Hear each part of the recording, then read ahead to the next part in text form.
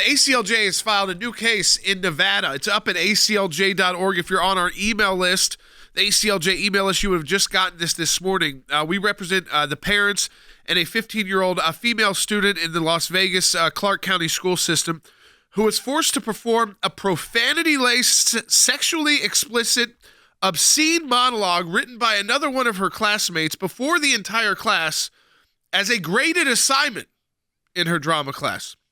So this 15-year-old student, they each write a monologue. They're folded up and put into like a hat, and then you got to pick one out. And whichever one you pick out, you have to perform for the class. Now, this one was so pornographic in nature that the original draft was actually, and that's unbelievable, this was the one that actually was edited by the teacher. So even the teacher knew it was so extreme that they should edit some of it. But when you hear what they didn't edit out, and you can read all of it too at aclj.org, but then it gets even more extreme, right? The mother of the student goes to the school board. The school board cuts her off when she's reading the monologue because they say it's too obscene for the school board. And you watch the video of the school board meeting, when they put the video back up, not only do they bleep her out, they blur her mouth and they blur the sign interpreter for the language. So the language was too much for adults at a school board, but perfectly fine for teenagers, 15-year-olds, at a public school drama class. So I call this an old school ACLJ case because it really is. So here's what you've got. The parent has the right to control the upbringing and the education of their child. They go to a public school. The public school teacher's first mistake was allowing that particular monologue laced with profanity to be read by another student, to be drafted first of all, but then to be read by another student, and then compelling that student to read it. Then it compounds the error is when the mother, as the parent of the child, goes to the school board meeting for what's called the public comment section, and that is the section of the school board meeting where parents and others in the community can make comments. Okay. She makes a comment, and she's going to read the monologue. And they censor the monologue because they think it's inappropriate. So it was inappropriate for a bunch of adults, but it was perfectly appropriate for a 15-year-old in a high school classroom. So we are now counseling that case. It's in U.S. District Court for the District of Nevada. It is a lengthy complaint. It has federal claims. There are also state claims involved here. So this is a major piece of litigation. We're going to be very aggressive in the litigation here. It's an outrage. No student should be put in this situation. No parent should be put in this situation. It's Clark County. It is Las Vegas, Nevada. They need a lesson in the First Amendment. Yeah, I want to play for you some of the school board meeting where the mother who we represent in this case, how she was cut off and edited. And again, if you watch the video, which again we've got links at aclj.org, you will see. I mean, it's tough for her to even read this monologue out because of how obscene and pornographic it is. It's not just the curse words; it's how obscene it is in nature. And I mean, I will encourage. I can't say it on broadcast air, but if you go to aclj.org, we've got it there for you, so you can see just exactly. You can understand that what we're claiming is obscene and pornographic is exactly that. And you will be shocked when you see it at aclj.org. But take a listen. I'm going to read you an assignment given to my 15-year-old daughter at a local high school. This will be horrifying for me to read to you, but that will give you perspective on how she must have felt when her teacher required her to memorize this and to act it out in front of her entire class. I don't love you. It's not you. It's just, I don't like your dick. Or any dick in that case. I cheated, Joe. I'm sorry. This is propaganda. Forgive me. Excuse me. I don't. Thank you so much for your. Thank you for your comment. Forgive me. We're not using profanity. Are you? Okay. We have the time back. That's relevant. I should be talking. Okay. Yes. The teacher required my daughter to memorize this and read this pornographic material. Excuse me. Please don't engage with the audience. Okay. Sorry, So please continue your public comment. Your time is. You've got 1 minute and 19 seconds. I ask you simply. This is a public meeting. I ask for decorum, and I'm asking. Dr. Jara? Thank you so much. Dr. Jara?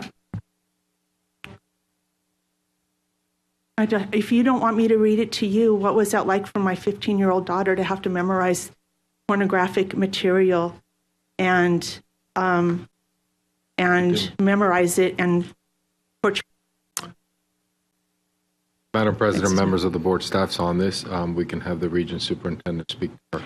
Thank you so much, Dr. Jara. It seems like you may have some concerns, and while we're not allowed to engage back and forth in a dialogue, we would absolutely like to make sure that your concerns are addressed.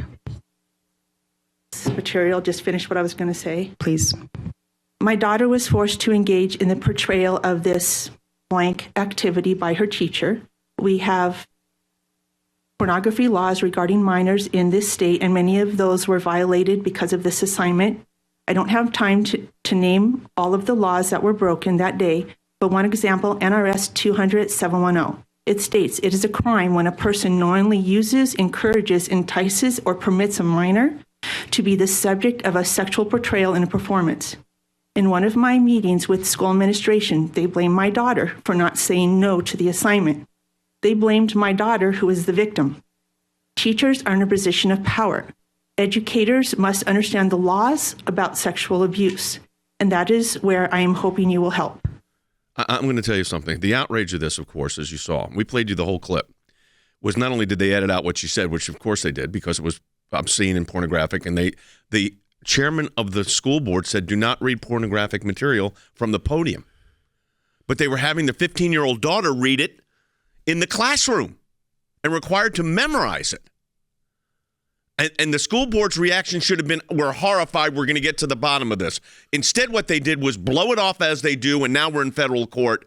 We just filed the first amended complaint. The ACLJ has now entered the case. We're taking this very seriously, and we're going to get justice for this parent and for her daughter and not allow this to ever happen again. The story actually, it may be hard for you to believe, but it actually gets worse.